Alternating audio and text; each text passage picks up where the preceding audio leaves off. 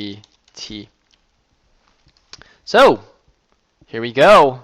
Game number 1 of an epic ZVZ.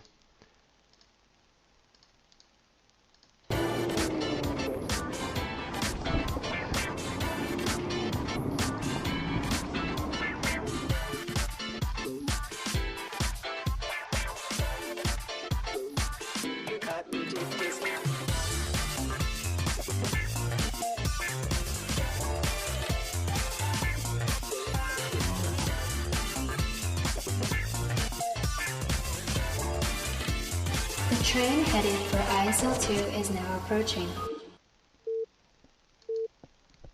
Alright, here we go. Game number 1. Kolll versus CastrO. Here on Icarus in the 12 o'clock position as the blue Zerg, excuse me. We do have CastrO. Actually, did I caps his name right?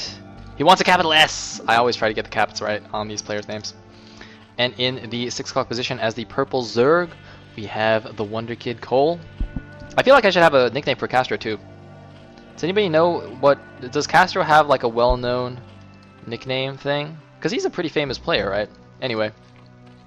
Since this is the first game of the set, I would like to give a shout out to all our sponsors. Kale Veton, TwitchTV.com, KOS Templar, Elegant AOV, Ruskig, Trap, Megashira AOV, A1K1, A4K1, Noise AOV, and Miso Chobo. Thank you all for sponsoring this tournament. There is a whopping $1,500 prize pool in the ISL2. And looks like both players are going for Overlords first. Of course, a huge thanks also to LRM Game for organizing everything, and to all the other ISL staff members. Special thanks to Joe Kim, who's refereeing / organizing things right now. He's done a nice job of putting in anti-spoiler replays along with naming them nicely. So excuse me. So thank you, Joe Kim. Oh, thank you also to Supernova Maniac for the intro vid, and huge thanks to Hawaiian Pig for doing all our graphics. Anyways, back to the game. We do have drones being made for both players. Looks like it will be a 12 hatch from Kolll, and a 12 pool, I believe that was, from CastrO. Alright. Excuse me. Man, hopefully my voice lasts for however many hours this is going to take. How many series have I actually done? I've done 3, 4, 5? I don't know. Anyway, there's the hatchery. And, ooh, an in-base hatch. So 12 pool into... Wait, was that a 12 pool, 11 hatch, 10 gas?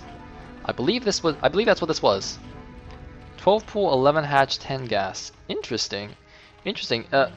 Now, in-base hatching in ZVZ is... I mean, it used to be done occasionally, but in Pro League, but nowadays it's pretty much, you never see it in Pro League unless it's some kind of weird, great ZVZ build.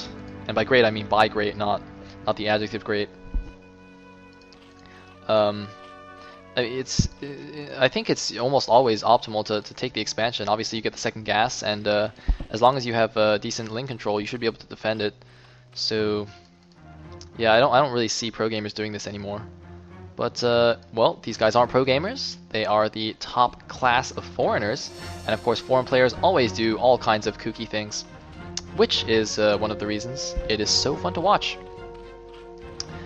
Speed first from Kolll, and no gas being mined just yet. Only one guy on gas. Huh. Is he gonna make another hatchery?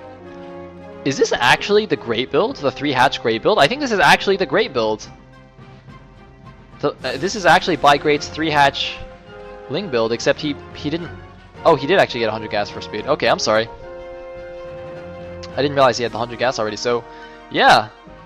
Cool. Alright. Alright. So CastrO actually busted out the great build. In which case it's absolutely fine because a pro gamer did do it. Hey! Not that you can only do pro gamer builds, but still. It's interesting then that he left that one guy on gas for a little while. Mined a few extra gas gas capsules, I guess. What do you call those things? Like blobs? Gas blobs?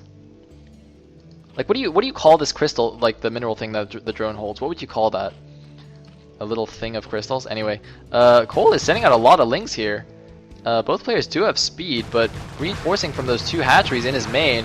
And uh-oh, Kolll getting caught at, well, Kolll just coming out with a lot of lings is actually going to take out possibly this hatchery. CastrO does have 2 hatches of production in his main, but man, I thought CastrO had the better arc there as well. Koll's lings, man, they're pretty insane. Oh my goodness. As we saw yesterday in Kolll versus oh my god, what's his name? Target. Kolll versus Target, yeah. Anyway, the lings are forced back now. But this is gonna be interesting. So Kolll now sees exactly what's going on. He has to be a little bit careful because he's on 2 hatch production against 3 hatch. So obviously the larva advantage in CastrO's favor. CastrO doing the obnoxious Overlord dance. Is he doing it on this one? No, he isn't. And Kolll immediately throwing down the sunk, and he sees the mass ling. He sees still no gas being mined, so he knows he just has to fend. And look at this, sneaking 4 lings up the right side of the map. But are they going to run into a few of CastrO's lings? They're going to run past an Overlord, but is CastrO paying attention? It looks like CastrO is indeed paying attention. And look at this nice evolution chamber block over the sunken colony. The lings are running in though. Are they going to engage properly? Oh man, I don't know if that's a good engagement for CastrO. That is not a good engagement for CastrO. Meanwhile, Koll's ling, only 1 ling makes it into the main, but it is going to get into the main. A bit of lag. Holy check, I thought that was a GG. And oh no, CastrO is going to lose a drone! He's going to lose a drone while typing lag. Oh man, Koll's just typing happily. He's like, yep, here's some lag spikes. I got a drone. LOL. And the Spire is done, but Koll's actually making drones instead of mutas. Does he already have mutas? No, he does not.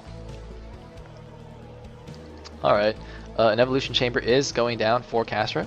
And oh, he does have mutas coming now. Okay, they were just being made at the natural hatchery instead of the main hatchery. That is fine.